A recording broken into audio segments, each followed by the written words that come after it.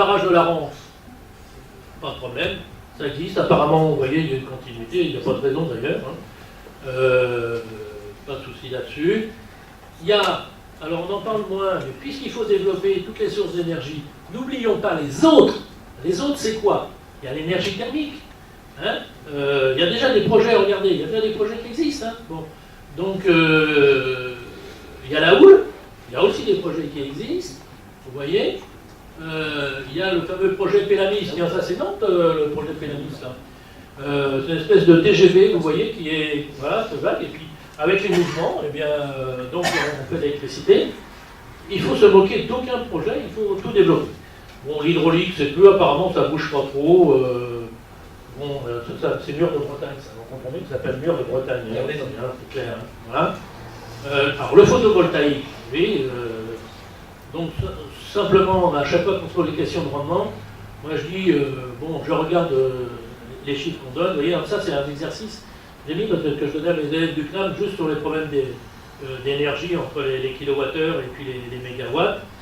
Et vous voyez, c'est le journal Métro qui dit, c'est pas moi, hein, il dit voilà, ça produira tant. Vous faites le calcul et vous trouvez 15%. Hein. Donc, alors vous me direz évidemment, c'est dans le midi, il n'y a pas autant de soleil qu'en Bretagne, c'est vrai, hein, mais quand même, quoi, 15%. Alors, jusqu'à quand est-ce qu'il faut continuer effectivement à installer du photovoltaïque dans nos pays, sachant que, bah, on sait bien où il y a du soleil quand même, hein, bon, c'est clair. Hein, bon. Donc, une fois j'ai eu, c'était fin 2011, j'ai eu un prix, c'était au CNAM d'ailleurs, de Michel Godet, là, le prix d'impertinence. Hein. Et quand on devient vieux, on vous donne des prix tout vous êtes vieux. Quoi. Et donc, j'ai dit, bah, prix d'impertinence, en fait, moi j'ai dit qu'il fallait mettre du photovoltaïque là où il y a du soleil, et puis des éoliennes où il y a du vent. Il ne me semblait pas que c'était tellement d'impertinence, si ce n'est que l'impertinence vient effectivement quand votre langage n'est pas politico-écologico-correct, peut-être. Hein. Mais voilà. Donc, et c'est vrai que là, quand même, voilà, on en parlait tout à l'heure, justement, nous on est dans des pays gâtés, mais vous avez tous vu les reportages de villages indiens qui sont au fin fond de la brousse, à 25 km de quoi, et qui avaient leur espèce de petite lampe à kérosène qui pue et tout ça, où ils n'ont que 20 minutes d'éclairage, où les enfants ne peuvent même pas donc, essayer de s'éduquer et tout. Et d'un seul coup, on leur balance 3-4 panneaux photovoltaïques comme on en met ici sur un toit. Et le chef du village dit, mais ça nous a changé la vie. Ça nous a changé la vie complètement. Hein. Donc voilà, il vaut mieux les mettre là quand même que chez nous. Mais bon, ça c'est un autre problème. Ce qui ne veut pas dire qu'il ne faut pas développer justement. Hein. Mais moi je me place plutôt à l'échelle de la planète qu'à l'échelle de la Bretagne. Et vous voyez, là pareil, je reprends une ferme solaire qu'on est en train de faire là, à Toul-Rosière, vous regardez les 450 millions, ce que ça donne, et vous voyez, des projets bretons quand même se chiffrent en milliards d'euros. Je ne veux pas dire qu'il ne faut pas les faire, mais il faut quand même savoir où on va. Sans oublier que l'énergie solaire, c'est aussi les chauffe-eau.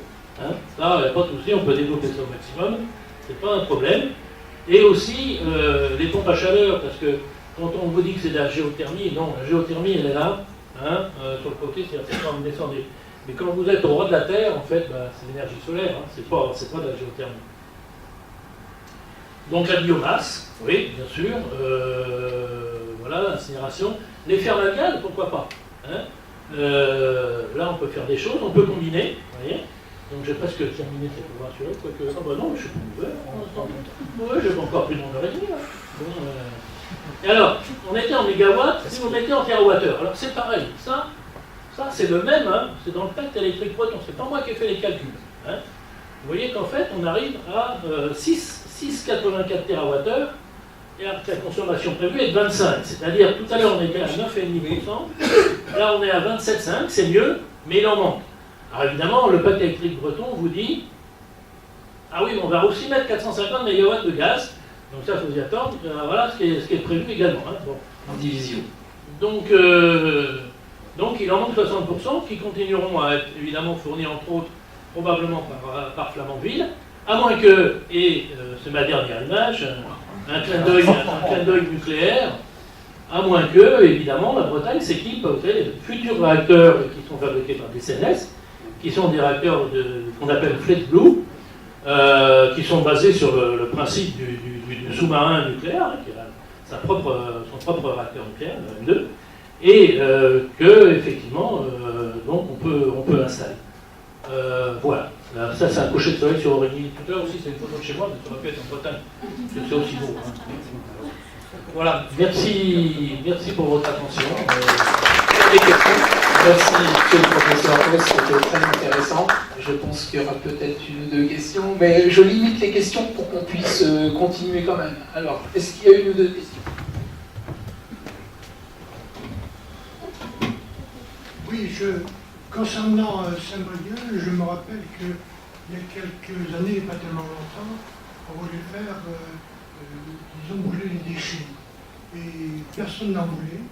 Et il faut savoir que les déchets, ils sont emmenés à Laval tous les jours, plusieurs. Laval, ça se trouve à 150 km à peu près. Et donc, je crois qu'on en est encore toujours pareil aujourd'hui. Alors, il faut dire aussi qu'il y a le principe de précaution qui est utilisé à outrance.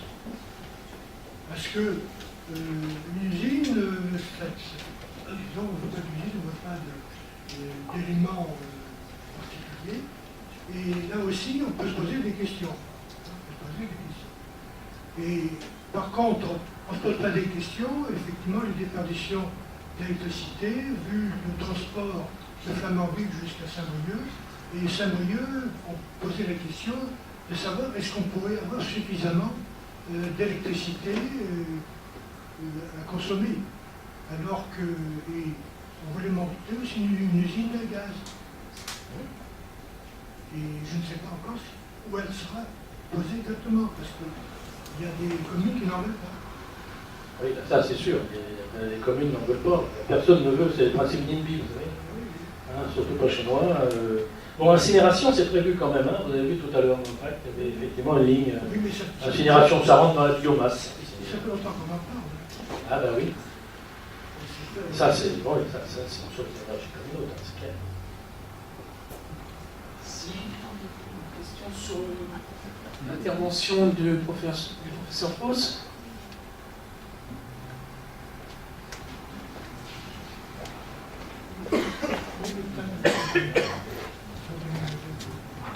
Oui, bonjour, Anthony Ciodo.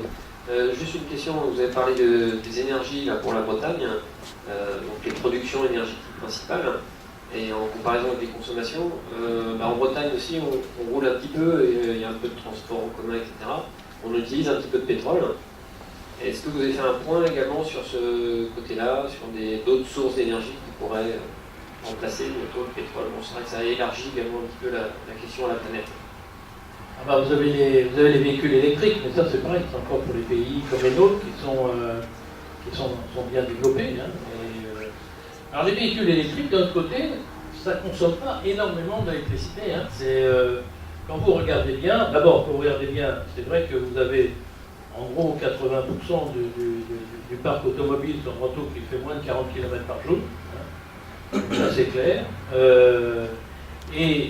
Si la moitié du parc français était des voitures électriques, hein, vraiment pas hybrides, hein, 100% électriques, la consommation est inférieure à la moitié d'un réacteur nucléaire. On dit, oh là là, ça y est, on va encore nous mettre des réacteurs nucléaires partout sur des véhicules électriques. Non, pas du tout, hein, c'est peu de choses. Alors, ce dont vous parlez aujourd'hui, qui est quand même inquiétant pour la planète et le développement durable, pour revenir là-dessus, c'est aujourd'hui, quand vous le voyez bien, le développement de la consommation de combustibles fossiles. Hein. C'est-à-dire que là, on a beau parler de CO2, etc., mais vous voyez les Américains qui sont repartis à fond, hein, en exploitant à la fois le gaz de schiste et le pétrole, dit aussi de schiste ou roche, je ne sais pas quoi. Bon. Et d'ailleurs, en termes économiques, c'est assez important pour eux, hein, parce que ça les fait rebondir, mais bon, au détriment évidemment de la pollution et puis même globalement du reste de la planète. Ils se mettent à devenir exportateurs de gaz jusqu'en Europe. Hein. Aujourd'hui, voilà où on va. Hein. Donc ça c'est quand même important. Le charbon, des fois je pose la question, je dis aux gens, quelle est la source d'énergie qu'on développe le plus sur la planète cette année ou 2 ans, etc. Alors, on parle tellement d'énergie renouvelable, tout ça, les gens disent, l'énergie renouvelable, je dis non, le charbon. Hein. Donc Molière, vous savez, c'était le poumon, et là, chaque fois, vous répondre le charbon. Hein, c'est clair. Hein, bon. Et ça, c'est quand même très, très inquiétant. Hein. Donc, mais malgré tout, vous voyez, bon, les challenges qu'on a, en fait, bon, c'est ce que je disais tout à l'heure. Oui, développer les énergies renouvelables, enfin, les énergies intermittentes, globalement, ça, c'est un défaut, mais ça n'en est plus un si on sait stocker l'énergie. Voilà. Ça n'est plus, c'est terminé. Après, on n'en parle plus, on dit simplement, ouais, bah, c'était une source d'énergie intermittente, mais c'est terminé, quoi. Voilà, pouf, bon, on passe à autre chose. Alors qu'aujourd'hui, on bute encore là-dessus, quoi. Donc, vous avez des espaces, vous avez des déserts en Égypte, par exemple. Hein. Vous avez des vents constants, 40 mètres secondes, 8 mètres secondes, pardon, 40% de rendement. C'était le 40 qui venait dans le rendement. 40% de rendement. Ça emmerde personne, c'est en plein désert. Bon. Oui, mais c'est en plein désert, justement. Si on était capable